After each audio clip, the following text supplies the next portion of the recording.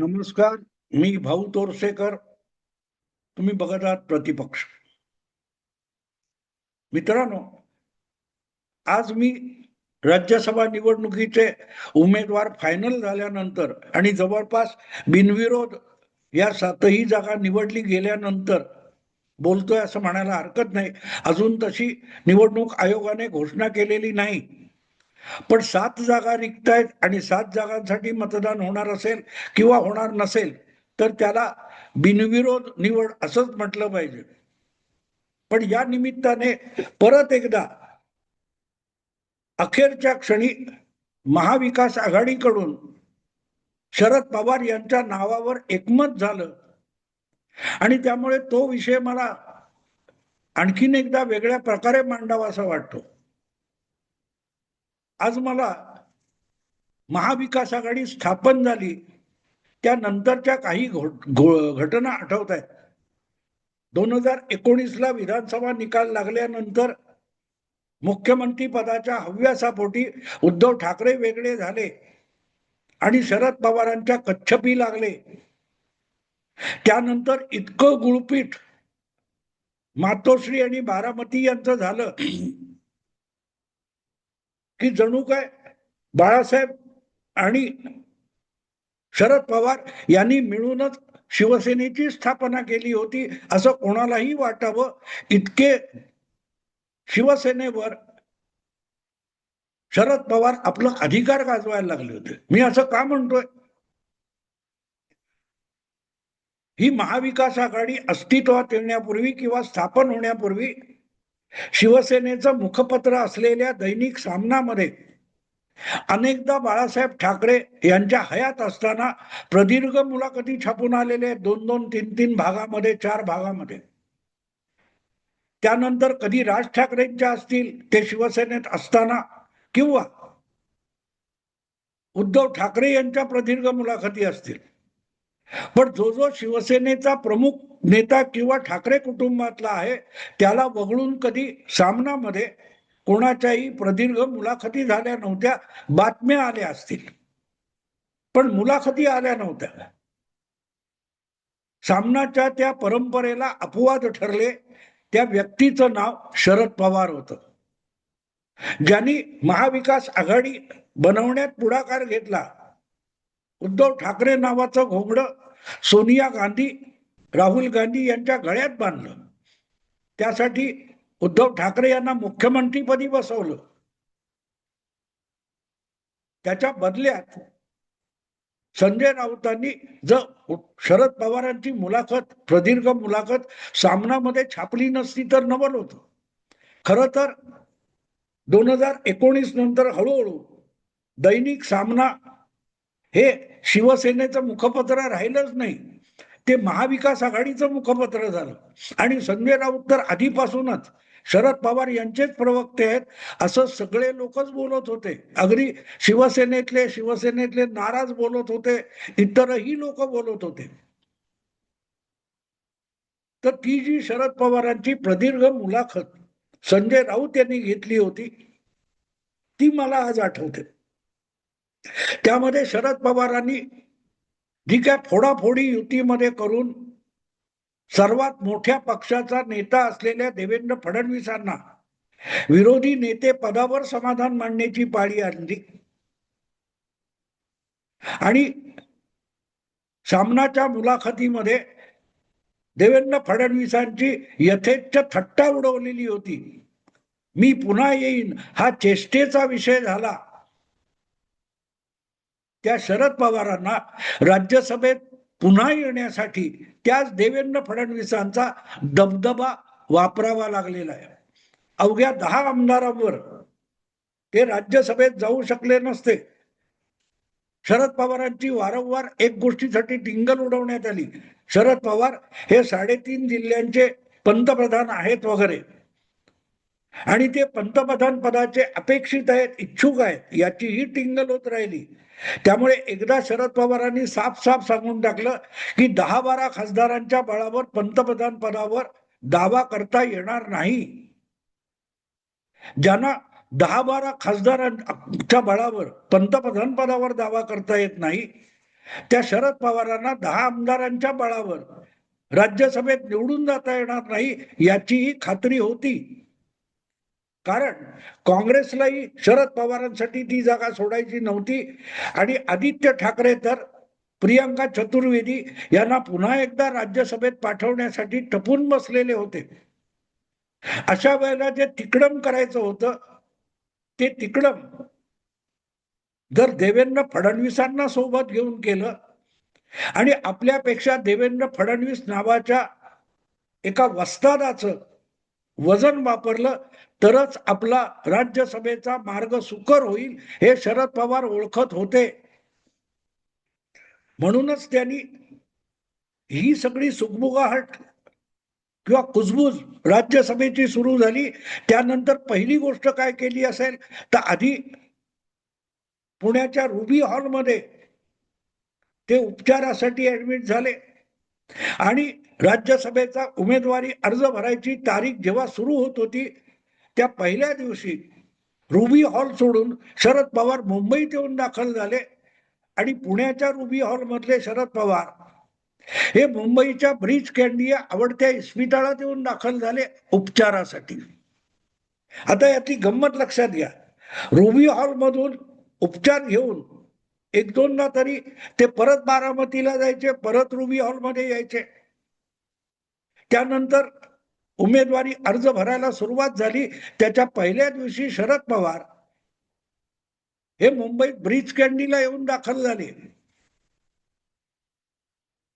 आणि आता शरद पवार राज्यसभेचे जवळजवळ खासदार झालेले आहेत. याचा अर्थच ठरलेल्या प्लॅननुसार शरद पवारांची तब्येत बिघडत होती, ते वारंवार उपचार घेत होते.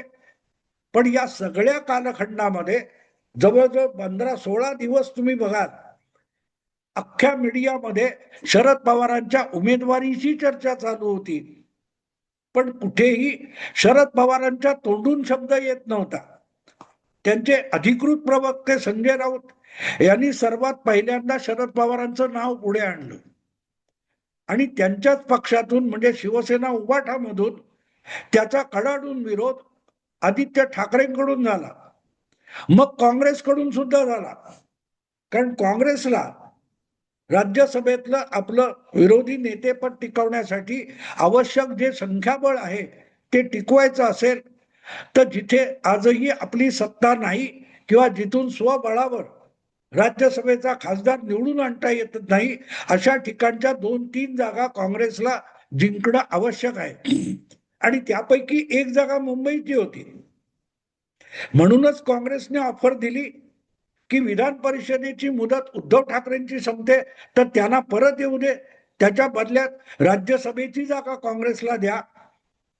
कारण पहिले 2 मोठे पक्ष महाविकास आघाडीत उभाठा आणि काँग्रेस आहे आणि या दोघांनी कुठेही अधिकृतरित्या उभाठा शिवसेना किंवा काँग्रेस यांच्या खिचगणतीत शरद पवार नव्हते, खिचगणतीत नव्हते.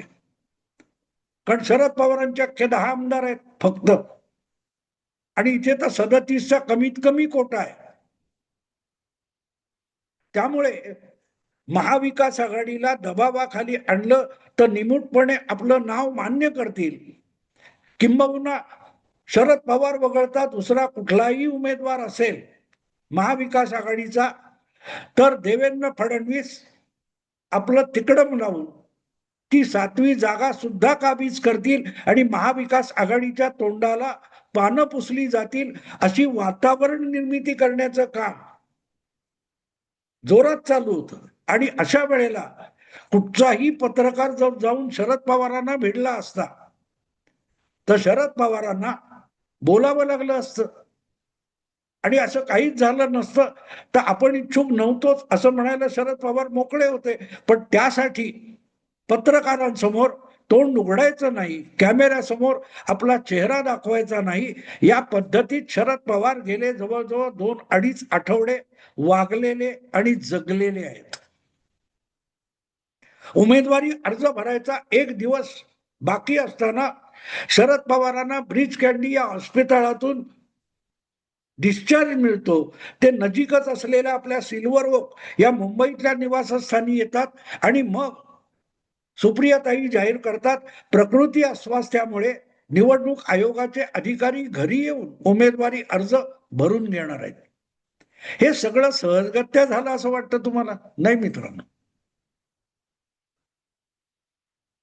फडणवीसांना आपले डाव करायचे होते, शरद पवारांना आपले डाव करायचे होते आणि म्हणून महाराष्ट्राच्या राजकारणातला एक मावळता वस्ताद आणि दुसरा उगवता वस्ताद यांनी एकत्र येऊन केलेला हा खेळ आहे. आणि इथेच मला जे मी या व्हिडिओला शीर्षक दिलेलं आहे ते शीर्षक मला तिथेच सुचलं.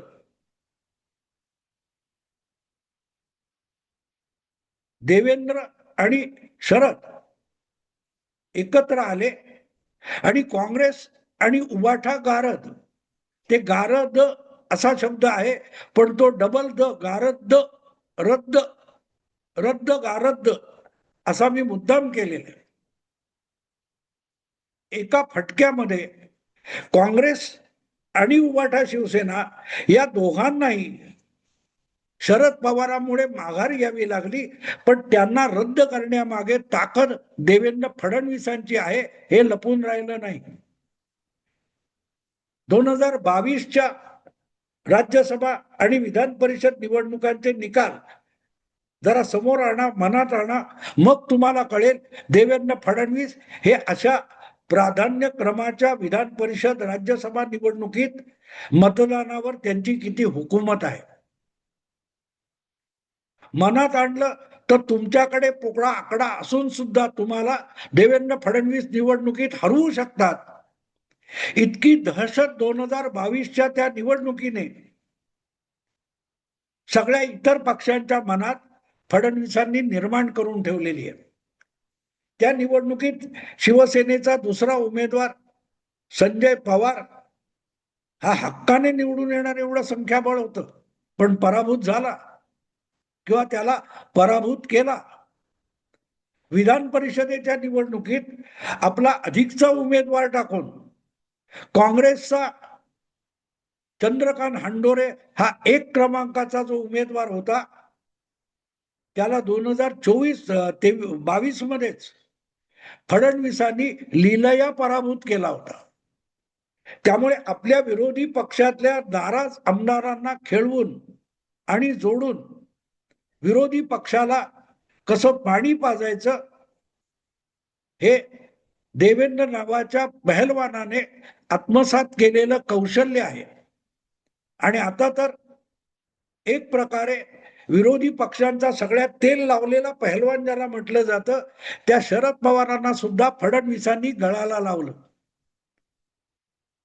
जिंकलेत शरद पवार, पण त्यापेक्षाही मोठा विजय हा फडणवीसांनी मिळवलाय.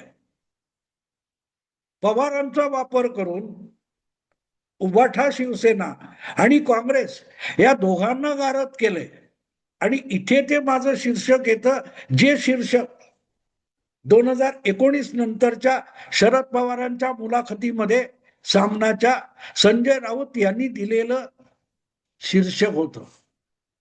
एक शरद बाकीचे गारद असं त्याचं शीर्षक होतं. आठवतं तुम्हाला? सामनामध्ये जी शरद पवारांची प्रदीर्घ मुलाखत संजय राऊतांनी घेतली त्याचं शीर्षक होतं एकच शरद बाकीचे गारद. इथे तो शरद गारद करतानाच बाकीच्या सगळ्यांना गारद रद्द वातल करून टाकले फडणवीसांनी. शरद पवार जर उमेदवार असतील तर भाजप निवडणूक होऊ देणार नाही, पवारांना बिनविरोध निवडून आणलं जाईल या प्रकारचा माहोल फडणवीसांनी बनवून आणला. आणि त्या दबावाखाली काँग्रेस आणि उबाठा शिवसेना हे इतके दबले दडपले गेले की त्या दोन्ही पक्षांच्या मनामध्ये पराभवाची भीती देवेंद्र फडणवीसांच्या दहशतीमधून आली. आपल्याच आमदारांवर काँग्रेस किंवा उबाठा शिवसेना आज विश्वास ठेवत नाही. दोघांचे मिळून 36 आमदार आहेत. त्यामध्ये एखादा अबू आझमी किंवा एखादा ओवेसीचा आमदार घातला तरी 37 हा आकडा तयार होतो आणि त्या 37 या आकड्यावर शरद पवारांना वगळून सुद्धा काँग्रेस किंवा उबाटाचा खासदार राज्यसभेत जाऊ शकला असता. पण ओवायसीचा उसना किंवा अबू आझमीचा उसना आमदार घेतला तर तो आपल्याला मत देईल. पण आपलेच 16 किंवा आपलेच 20 आमदार आहेत, त्यांची गॅरंटी उद्धव ठाकरेंना वाटत नव्हती. आपल्या 16 आमदारांची गॅरंटी काँग्रेसला वाटत नव्हती. याला फडणवीसांची दहशत म्हणतात. आणि ही दहशत मी तुमच्या मागे उभी करायला तयार आहे असं अंडरस्टँडिंग, अशी मिलीभगत दोन वस्तादांनी एकमेकांशी केलेली होती. कारण शरद पवारांचा बाण वापरून फडणवीसांना उद्धव ठाकरे आणि काँग्रेस दोघांना गारद करायचे होते. ज्या शरद पवारांनी आपल्या तोंडचा मुख्यमंत्री पदाचा घास काढून घेतला, त्यांनाच फडणवीसांनी तब्बल 6 वर्षानंतर आपलं हत्यार बनवलं. आणि ज्यांना आपल्या विरोधात पवारांनी उभं केलं होतं, त्यांच्याच विरोधात पवारांना उभं करून पवारांना निवडून आणलं. पण पराभूत कोण झाले बघा, पराभूत कोण झाले? उद्धव ठाकरे पराभूत झाले, काँग्रेस पराभूत झालीये. 10 आमदारांचे शरद पवार हे राज्यसभेत पोहोचले, पण 20 आमदारांचा उबाठा किंवा 16 आमदारांचा काँग्रेस पक्ष एकत्रित येऊन सुद्धा, संख्याबळ असून सुद्धा निमूटपणे शेपूट घालून राज्यसभा निवडणुकीतून बाजूला झाले. ही बाब समजण्यासारखी आहे. राजकारणातली खरी गुंतागुंत अशीच असते. दाखवायचं एक, करायचं भलतं. शरद पवार ज्येष्ठ आहेत, ते उभे राहिले तर मग त्यांच्या विरुद्ध आम्ही काही करणार नाही, त्यांना पडू देणार नाही. हे जे काय भाजपने उदात्तता दाखवली ना, ती उदात्तता नव्हती. त्याला अमित शहा आणि देवेंद्र फडणवीस यांचा डावपेच म्हणतात. डाव शरद पवारांचा आणि पेच काँग्रेस आणि उद्धव ठाकरेंना. पराभूत कोण झाले? पराभूत कोण झाले? अजितदादा गटाला एक खासदार आलाय, शिंदे गटाचा एक खासदार आलाय, भाजपचे 4ही खासदार आलेत. वंचित राहिलेलं पक्ष कोण आहेत बघा. 16 आमदार असून काँग्रेस पक्ष वंचित आहे, त्यांची संधी हुकलेली आहे. 20 आमदार असून उबाठा शिवसेनेची संधी हुकलेली आहे. आणि फक्त 10 आमदार असून शरद पवार राज्यसभेत पोहोचलेले. किमया कोणाची आहे सांगायला पाहिजे. उगवता आणि मावळता वस्ताद एकत्र आले आणि त्यांनी या फुशारक्या मारणाऱ्यांना अस्मान दाखवलं. देवेंद्र आणि शरद, काँग्रेस आणि उबाठा गारद. मित्रांनो, आता थांबतो. आवडलं लाईक करा, शेअर करा आणि प्रतिपक्षाला सबस्क्राईब करा. नमस्कार.